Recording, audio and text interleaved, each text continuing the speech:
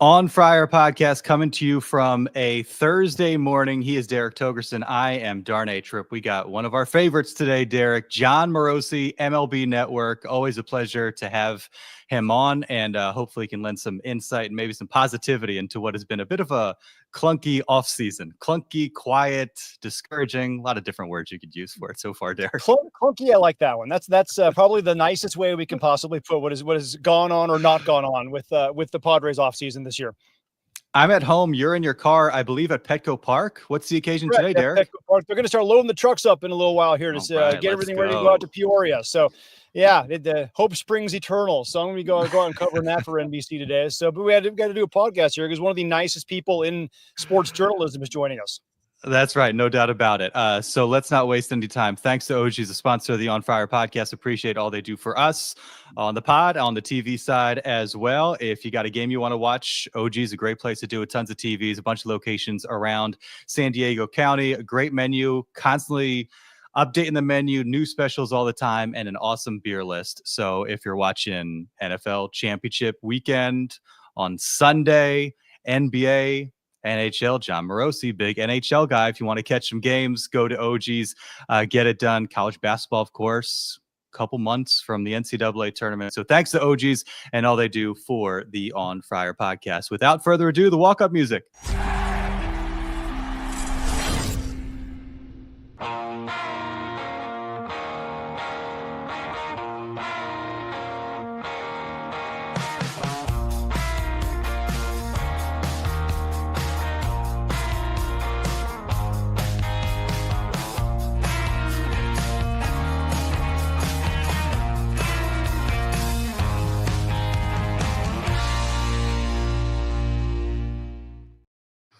It is the On Fire podcast. He is Derek Togerson. I am Darnay Tripp, and we are pleased to have the company of MLB Network's own Jon Morosi, as Derek said, one of the nicest guys in the biz, and a guy who has been kind enough to join us on a few occasions and sneaking us into his always very busy schedule here on a Thursday afternoon in Ann Arbor, Michigan, where we find you, Jon Morosi. How are you? Darnay and Derek, very good. Thank you so much for having me on the show today. And I love this, the synergy as you began the theme music with your NBC affiliation. Of course, we know the show today is one of the most famous NBC shows. And as you both know, OG, the name of your sponsor, means today in Italian. So it's all fitting together. OG, ci vediamo, ci parliamo. We're speaking today, and I'm very, very excited to be with both of you. I did not know that. That's amazing. You learned, look at that. You've been on for 24 seconds. You've already learned something new, Jon. This is awesome. Jon, a pleasure to knows that. I'll have to run it by them. They'll be happy to find that out.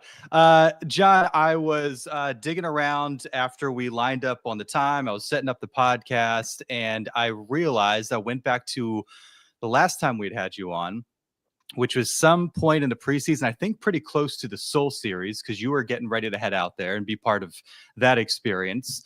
And it was an off season where there were a lot of questions around the Padres. This, I think, was maybe right before the Dylan Cease trade. They hadn't picked up Luis Arraez. That didn't happen until the season.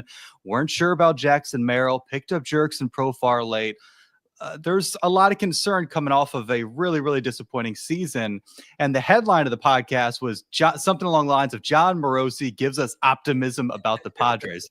And boy, Jon, we come to you in January 2025 needing another dose of optimism.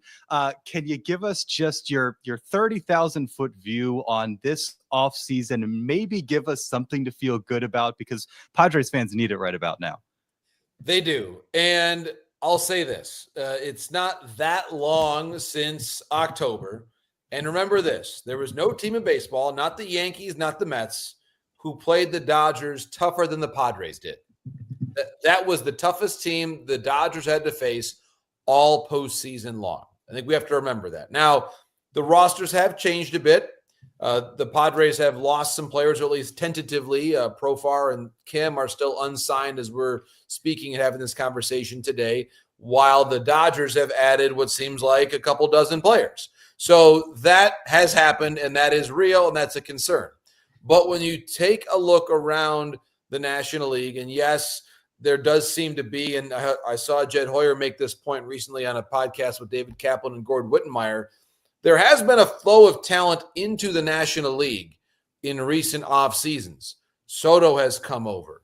There have been additional free agent signings this winter. Of course, Max Fried going from the American League, or going from the NL to the American League, is a bit of an exception, but Corbin Burns goes from the AL to the NL. This has been a theme. And of course, the Dodgers acquiring all of their talent, most recently, Roki Sasaki. So the Padres do have some decisions to make. They, I think, have some interesting payroll considerations to navigate. And I think that explains their relative lack of activity with respect to major league free agents. But we saw it a year ago. AJ Preller, no matter what obstacles he's dealing with, he seems to always put together a very creative, good ball club on the field. And as far as I'm concerned, any team that has Tatis and Merrill and Machado and Bogarts and Cronenworth and for now Arias as well, it's still one of the better teams in the National League. So are they as good as they were when they were on the field against the Dodgers? Are they as close as they were to being as good as the Dodgers in the early part of October of 2024? No, they're not. But they're still a very good ball club that with some modifications can make another run at a postseason berth in 2025. I think we all look at what the Dodgers have done this offseason. And, they said they added 12 or so players. I think it feels like $12 or so billion on top of it with all of these guys. And it's almost, I think with a lot of the Padre fan base and probably other fan bases around baseball, there's almost this feeling of unfairness that then proceeds into borderline hopelessness. Can you give us any reason why we shouldn't all believe that the Dodgers are not going to win the next 10 World Series and it's not going to be particularly close? Well, Derek, here's what I would say to everybody. There's a reason why in baseball, among our four major sports in North America, that we have gone the longest in this sport without a repeat champion. It's been a quarter century. So as overwhelming of a favorite as the Dodgers may appear right now, and we are, of course, just coming off a Dodgers-Yankees World Series, which had the feeling of inevitability, if you want to call it that, as the postseason unfolded. That was still the first time those two teams have played in the World Series in more than 40 years. And no team has gone back-to-back since the Yankees in 2000. So for all the apparent issues with the sport's competitive balance, it does seem to net out in a way that promotes more parity than it appears on this day in January of 2025. And indeed, it was a year ago that we kept hearing more and more people saying, oh my gosh, we just saw the Diamondbacks and the Rangers in the World Series, two mid to not major market teams, you could call them.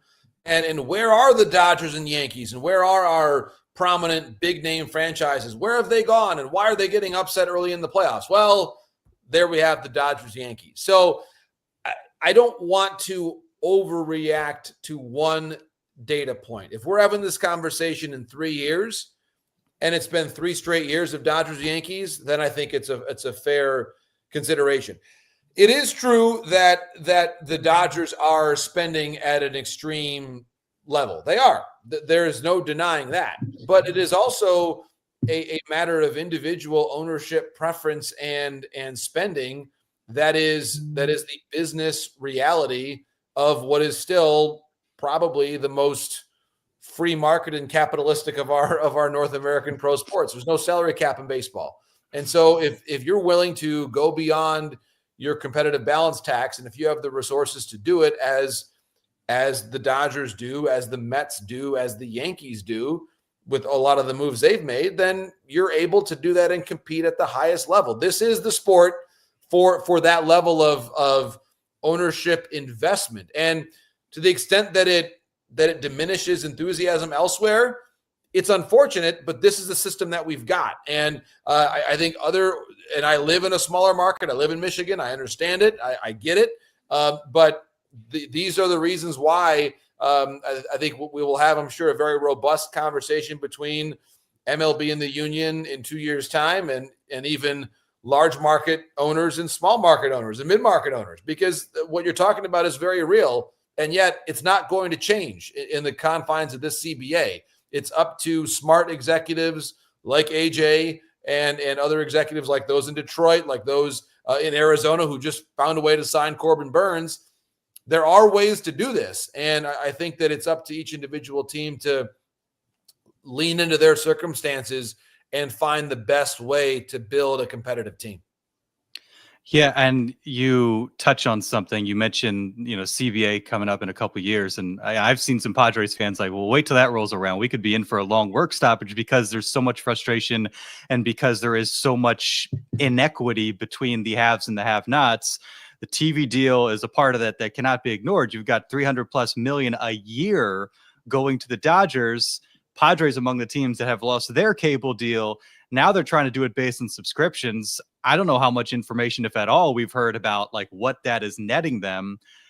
But then you hear what the ownership group is now doing, scaling back in terms of payroll. How much is that a Peter Seidler thing? How much is that, and obviously his passing, how much of that is them getting a better understanding of their finances now a couple years removed from a TV deal? How is there anything that can be done about that? I mean, I know Major League Baseball tried to throw teams a few $1 million and that sort of thing, but I think that's the reality of the situation. There are certainly owners that don't want to spend, and they have shown that, and they have drawn the ire of their fan bases, and rightly so. We are in one of those smaller markets where an owner did spend, and it seemed like he was kind of criticized a little bit for maybe going beyond what people thought the Padres could do. But the fact of the matter is, like, the Dodgers and some of these other teams are playing a completely different game. And I think that's where a lot of fans in San Diego and elsewhere are kind of concerned. It's fair. And I would mention a couple things. Number one, Padre fans, because of what Peter Seidler did during his stewardship of the club, Padre fans have experienced more years of the optimism, euphoria, whatever you want to call it, of knowing that your team is going for it, capital G, capital I, going for it. I mean, that is quite a feeling when you really have that sense that your team is fully invested. There are a lot of markets in this sport who have not experienced at all what the Padres have. If you go back to the Bogart signing, the Manny signing, the Tatis extension, and even having a young rookie come in with the excitement of Merrill, those I just named a lot of players off, or even a trade as impactful as a Cease trade or an Arraez trade within the last 12 months. There's not a lot of teams in baseball who have experienced that, what I just described to you. There are a lot of markets who would do anything to have had their team do what the Padres have done in the last several years that I just listed off to you. So I think that's number one, where, again, there's a very small number of teams that go for it every single year. The Padres, for a while, were that. They're not that right now, it doesn't feel like. But at least the old thing of don't cry because it's over, smile because it happened. That's kind of, I realize there's not a flag to fly as World Series champions, but they were going for it, okay? In a way, honestly, that reminds me of what we saw here in Detroit in the years when Mike Ilitch, the late Mike Ilitch, was spending for Prince Fielder and Torrey Hunter and Joe Nathan and Victor Martinez, and bringing in all these free agents. Didn't last forever, but it was fun while we had it. And I think it's a similar thing. There's only a handful of teams that go for it every year. And to that point, the reality is this: under the current system of media revenues and the way that local TV works, think about the teams that we saw this winter be especially aggressive in at least their bidding for high-end players, okay? The Diamondbacks are the one exception. But let's listen to these teams: Dodgers, Yankees, Mets, Blue Jays, to an extent Boston, who've been involved in some high-level pursuits. Especially those five teams, they all have their own TV networks, right? They all have their own dedicated certainty. And that, to me, is what is, when you talk about big picture, and owners of pro sports teams are generally speaking, very good business people who have made high-level decisions, or at least somewhere along the line from a familiar standpoint, they made a lot of really good decisions about investing in business, etc. There's one thing anybody knows about the business world is that when you have uncertainty, it makes it difficult to invest and spend for the long term and commit to long-term dollars. Right now, unless you're one of those teams that I just mentioned or a handful of others that have their own networks and know who they are, the Cubs are one more example, it's really hard to know. There's just a road ahead that no one really has a good idea of how it unfolds. We think that at some point, and Commissioner Manfred's talked about this, the idea is to bring the local rights into a national bundle that is then sold, repurposed, and different entities are going to be able to bid for that. So that way there's a greater balance of TV revenue. But that's like an NFL kind of model, more like that. I don't know if you'd ever get everybody under one roof. I don't know if you're ever going to say, I don't know if you're ever going to hear the Yankees and Dodgers and Mets willfully say, yes, we're going to subsume our brand and put it in the same one as the Marlins and the Pirates and the Royals and the Brewers and put it all. I'm not sure that will quite happen, but there will be I believe, and the commissioners talked about this, more of a centralized ability to derive revenue from not just the national games, but the day-to-day local games. And that's the long-term vision. But how soon that arrives is a matter of a lot of different individual ownership decisions, the current rights holders locally, the Nationals Orioles thing is its own dynamic. You're trying to stitch together a coherent idea of this post-cable, or at least post-cable dependent world, in a way that honestly is far too complex for my brain to comprehend. But what I'm telling you is it's uncertain, and there are a lot of moving parts, and there courts and legalities and agreements. There are all a lot of things involved here, and it's going to take some time to play out. And while it plays out, the teams that are likely to dominate are those who know what their revenue is going to be from year to year. That is the new competitive advantage, is knowing who you are and where your money's coming from. And the Yankees have it, and the Dodgers have it, and the Mets have it, and the Red Sox have it, and the Blue Jays have it, and the Cubs have it, but not a lot of other teams do. And we do, I think, have, just for reasons that are not the fault of the union or of MLB, or this is a global consumer matter of how the three of us and everybody else are watching our sports. And this is an existential question for a team that relies so much on local TV. This is not an issue for the NFL. They have their own system and setup. Baseball is inherently different. And if it's up to me, if I was going to give anybody any advice, it's that as unfair as it may seem in the near term, we've got to give a lot of people some grace here to figure this thing out, because this is an almost intractable issue that is taking up a lot of bandwidth from a lot of people who are a lot smarter than me trying to work on this issue. Let's go back to something you kind of touched on. Let's say for 2025, the Padres go in, let's say status quo. They hang on to Cease, they hang on to Arias, they hang on to Michael King, Martin Maldonado's your catcher. Let's say Oscar Gonzalez wins a left field job. What can we realistically expect from them? Because you're right, we do still have here three with you, Darvish, really top line, front of the line starting pitchers, with a couple guys like Matt Waldron and Randy Vasquez who have shown promise. You still got a superstar in the making in Jackson Merrill, who I think is more Gunnar Henderson than somebody who's going to take a step back in year two. He's going to get better this year. Tatis looks like he's figuring it out. Machado, Bogarts hopefully has bounce back. Jake Cronenworth goes back to an all-star level. You have all these different things that can possibly happen. What is a realistic expectation for the San Diego Padres if they go into the year with what's on the roster right now? They can still make the playoffs, probably as a wild card. I think the Dodgers, they just have so much pitching and so much talent. We could do a whole show on that. But this no thanks, John. This is called On Friar, presented by OG, which means today. So today we're talking about the Friars today. So what I would say to you is this: the more that the talent, the raw talent on paper favors the Dodgers, and it does. There's no sense in me pretending that it doesn't. What you are going to need is, to borrow a phrase from my colleague at MLB Network, Dan O'Dowd, who's been a GM in this division for a long time, of course, with Colorado, is your aircraft carriers need to be aircraft carriers. Machado needs to be an MVP. Tatis needs to play like that. Derek, as you said, Jake has to play like an all-star again, and so does Bogarts.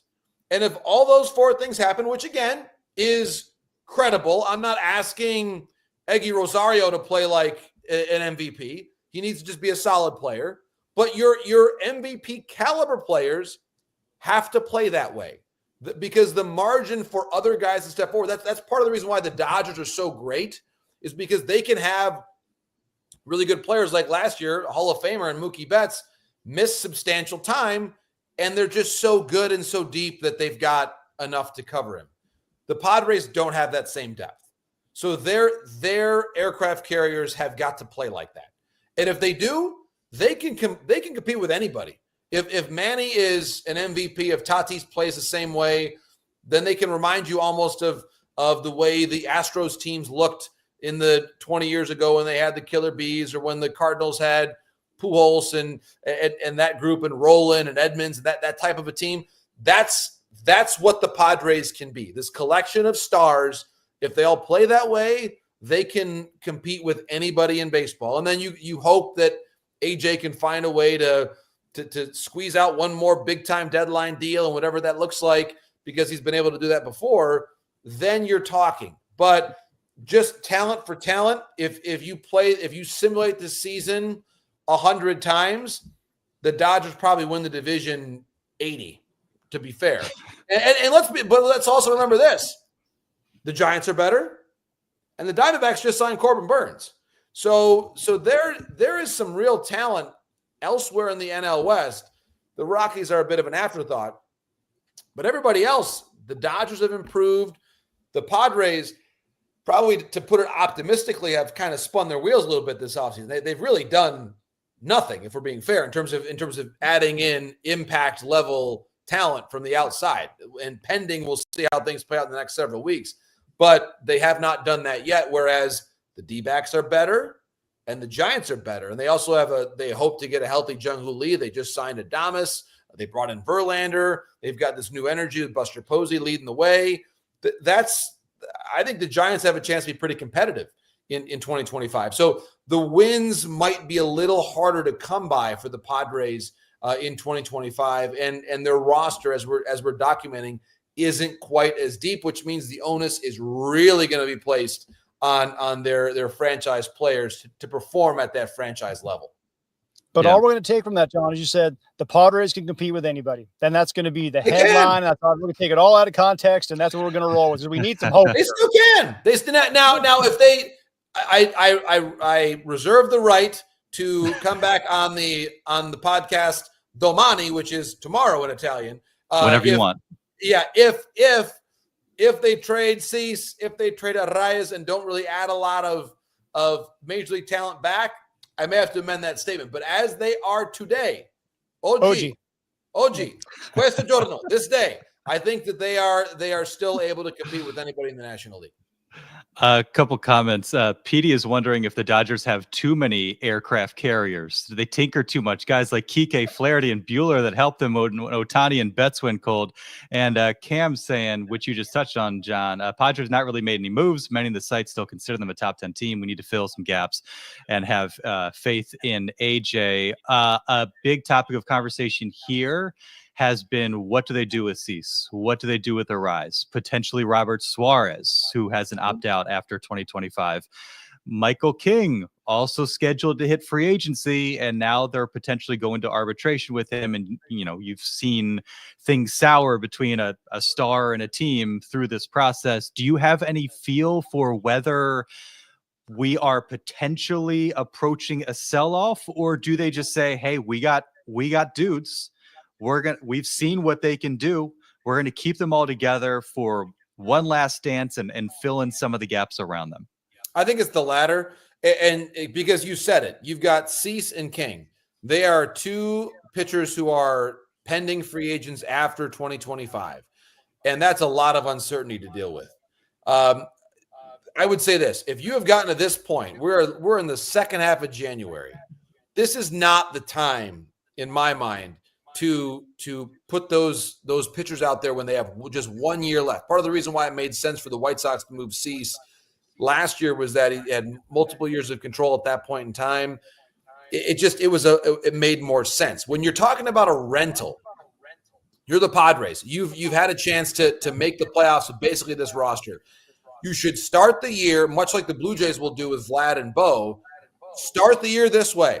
And if you scuffle in the first half, all of a sudden with Cease and King, as long as they're healthy, you're going to have two of the biggest guys to move in July. And AJ has shown multiple times he knows how to get high value back when he's trading someone who's nearing the end of his service time clock. Witness Juan Soto and the Michael King acquisition a year ago. That's what I see. I see a circumstance where you've gone this far. Yes, could you trade Robert Suarez? Sure. You could trade a closer, and it's not going to totally upset what you've got in terms of the integrity of your roster. If you start trading Dylan Cease and you start trading Luis Arraez, then I think you're beginning a more pronounced pivot, and you're really trying to move some salary and trim that payroll at a level where the Padres are going to find it difficult to compete. Because part of the issue that the Padres are running into right now is this. Under Peter Seidler, they spent up at this level. They spent like a large market team. And that's fine to do as long as you continue on that trajectory. The deals are only going to get more and more expensive. Of course, when you've signed players long-term, Darvish, Cronenworth come to mind. There are those stair steps where those deals increase, and it leaves you less money to be able to afford someone like Cease, King, Suarez. And then, so it's when you have that abrupt course correction where you start to have to make decisions under duress. And that's when you're no longer negotiating from a position of strength, and you can make, I'm not going to say a bad deal, but you can make deals that fail to fully maximize the value. Because when you move players, if part of the idea is that you need salary relief and that you need the other team to take on the full amount going over there, then you're going to get less value back. The money piece of this is even when you're making a trade, is really important. We saw this with the Mets when they traded Verlander and Scherzer. What did they do? They included all the money with those deals. They're basically free players to the teams that acquired them, and so they were able to effectively buy better prospects. If you can't do that, the return's going to be reduced. And I think that's where the Padres find themselves. So it's not just what trades they make, but so if these trades happen, pay very close attention. Who's paying the salaries? How quality are the players they're getting back? Because that's the sliding scale that will determine if the Padres are actually making out on the positive side of these potential trades that could happen in the weeks ahead. Yeah, a lot of talk about Jurickson Profar. A lot of folks on the chat here. What does John know about Profar to Atlanta? Sorry, I have this already discussed. Jumping on late. That's Richard. Richard, never say sorry. Come on in. We'll always go back on stuff. Have you heard about where Jurickson Profar might be heading or who we might be talking to? And for a guy who's coming off a season like he had, I know a lot of people are talking about, is it the proverbial, one-time thing in a contract year or something that is sustainable? What are you hearing about Jurickson Profar's market and why it really hasn't materialized yet? It's a great question, Derek, because he's someone that I thought was going to have a much more robust market. Maybe it'll start to move a little more now that Santander has signed. I do think, by the way, the team that signed Santander, the Blue Jays, they've had interest in Profar and probably still have some interest in Profar based on where the rest of their lineup is looking at the moment. I do think the Braves are a good fit for him, but the Padres are still the best fit for him. AJ knows him so well. He's popular in the clubhouse, as you guys know. There's still an opening in left field for the Padres at the moment. He signed late a year ago and put up an extraordinarily effective season. So he's shown that he can keep himself sharp late into an offseason, come in somewhat late, and then have a great year, make an all-star team, which is what Profar did in 2024. So I think the Padres are still part of the conversation, but that's where, again, depending on what else happens here, if they end up trading a Suarez, do they then have more financial flexibility to sign a Profar? And his Profar's preference to come back to San Diego such that he's willing to wait for AJ now that we have seen Sasaki make his decision, now that Santander has made his decision, further clarifying the position player market. Those are a couple important data points that hopefully allow AJ to get a little more certainty on what he's going to do if he can clear the space. But Profar can't wait forever. And really, he shouldn't have to. He was, to your point, he put up really good numbers. He helped this team make the playoffs. Very valuable player. And I think part of what should alleviate some concern on the part of teams about, well, was it a one-year wonder? I think we're seeing the reality that this man was once regarded as the top prospect in baseball for a reason. He's a really good ball player. Yeah, the injuries earlier on in his career, but he's adapted. He's made himself into a very effective player. So I'm a big Profar fan. I think he can help teams. He would seem to me to be a classic Alex Anthopoulos signing in Atlanta if he doesn't go back to San Diego, because whether it was Eddie Rosario or Adam Duvall, Alex loves bringing in that player who's around 30 years of age, maybe a little older, maybe a little younger, who has shown he can produce and is probably looking at a shorter-term deal. This would seem to be a classic Atlanta Braves contract if, in fact, he goes there.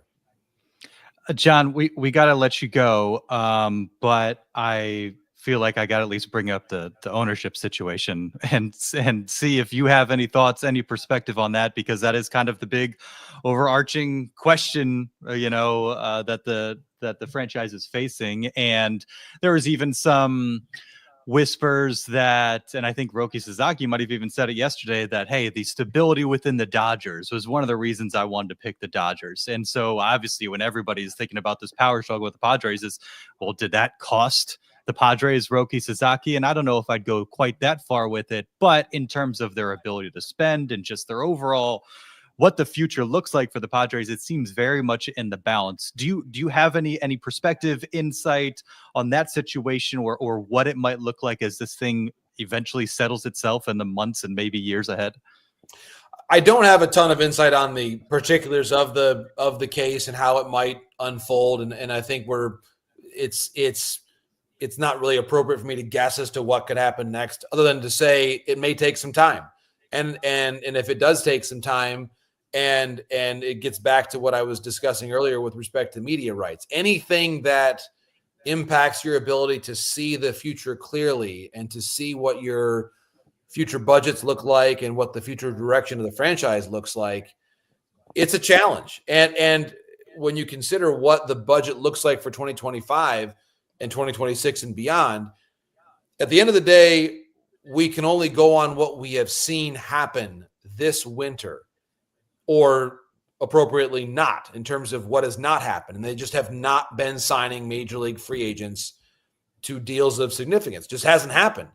And is it potentially relating to this question about who's going to control the franchise, what the budget's going to be, what the direction's going to be? It's certainly very reasonable to say that it does have a relationship. And I think as long as there is uncertainty, and if there are players that are making long-term commitments, it's going to have to be an element of the consideration. That's just, to me, a matter of the reality of running a ball club. And I think that for the Padres to make these decisions, one thing AJ will always know is that, okay, you've got your payroll number for 2025, and you know who's going to be a free agent after 2025. That is sort of the limit of the known world right now for him. And I think that there's a reason why he's dealing in this 1 year time horizon. It's hard to do it that way. It's hard to win that way. You think back to when the Dodgers had some fairly existential issues going on with their ownership, when their ownership transitioned more than a decade ago now, and they were having to be really creative year to year. They still put together some pretty competitive teams, but there was always that question hanging over their heads of what can we do long-term and how much money can we take on? And that was a significant issue for them. And I think there was that gap where they were a playoff team in 2009. And then for a few years there, it was not looking great until they came back and finally made the playoffs again in 2013. It might feel a bit like that for the Padres for the foreseeable future. And they've got a really good GM. They've got a really good manager to help them through it. They still have an excellent roster on the field, but when you're talking about competing for high-level free agents who are going to sign 4 and 5 year contracts, it just hasn't been what we've seen this offseason. And until there is clarity and resolution, I'm just not sure when that's going to be able to change. See if we can bring Adam Jones back out of retirement. He didn't get enough votes to stay on the Hall of Fame ballot, unfortunately. Hey, bring back Adam Jones. Morse High School, as you know, he is Captain America, making that brilliant catch at Petco. Still one of my all-time favorite baseball moments. That was amazing. Were you here for that? I was in the camera well on the MLB Network broadcast. So it was Matt Vescursion and John Smoltz upstairs. I was on the field, and I asked Adam about it on the field after the game, and pretty special. One of my all-time favorite interviews. Really one of my all-time favorite people in baseball, Adam Jones. So Morse High School's own, we go way back. And so I always smile when I see Adam. Yeah, I was in the stands for that. That was one of the most incredible moments in a baseball stadium I've ever experienced in my life. John, real quick, you're a big hockey guy. I'm a big hockey guy. Alex Ovechkin's 20 goals away from Wayne Gretzky's all-time record. Why is no one talking about this? I think people will as we get closer. It is a massive deal. And anytime you talk about all-time records, whether it's a home run record, I put this in that same category. The Ovechkin, Gretzky chase, to whether it was Bonds when he was going forward or any others that we've seen in history. It's to that level, a mark that we never quite thought was going to be surpassed. This is a global story. And you certainly think about Ovechkin and his place in the game as a Stanley Cup winner. His personality has become more familiar to fans as time has gone on. I do think it is something that will probably put into greater perspective the closer that we get to it. We obviously understand this is a time of geopolitical complexity with respect to Ovechkin's home country. Is that impacting it? I don't know, to be honest, in terms of how fans are viewing it here in the States. But this is certainly an extraordinary player, an extraordinary talent, an all-time great in global sport, who I know we'll be talking about for a long time. And I do hope he gets it in Washington. I hope he scores that goal in front of his home crowd. And certainly based on his pace right now, it could happen this year. If it's not this year, it'll be early next. And so OVA, I've seen him play in person. It's been it's certainly one of those bucket list things for me. I've had the great pleasure to watch him play in person, McDavid play in person, Crosby play in person, a lot of the great Wings players as well over the years. And certainly I feel very grateful to have seen a lot of the all-time greats, and he's certainly one of them. Still one of my favorite stats in all of sports. Wayne Gretzky still has more assists than Jaromir Jagr, who's number 2 on the all-time scoring list, has points. That's how great Gretzky. That's like Nolan Ryan strikeout number stuff. That is unbelievable. And you're right. Those are the unbreakable numbers, the assists, the points. That is extraordinary. And Jagr, by the way, he could still play right now if he wanted to. He could. He's Isn't still he like 60. Put on the skates there in Clodno. He can still get it done. He's in his 50s now, I believe, but can still get it done without question. MLB and NHL. Find somebody who can do both. It is Jon Morosi, and the fans appreciate Best Padres Podcast, an insider mashup. Blessed morning. John, we appreciate your time. As always, thanks for giving us a little bit of dose of positivity. I'm going to go back and listen to this one whenever we need a lift. Thanks, as always, for your time, and all the best to you. Look forward to catching up again down the road. Keep the faith, Padres fans, and hopefully I'll be seeing you out in San Diego this season. Can't wait. All the best to everybody out there.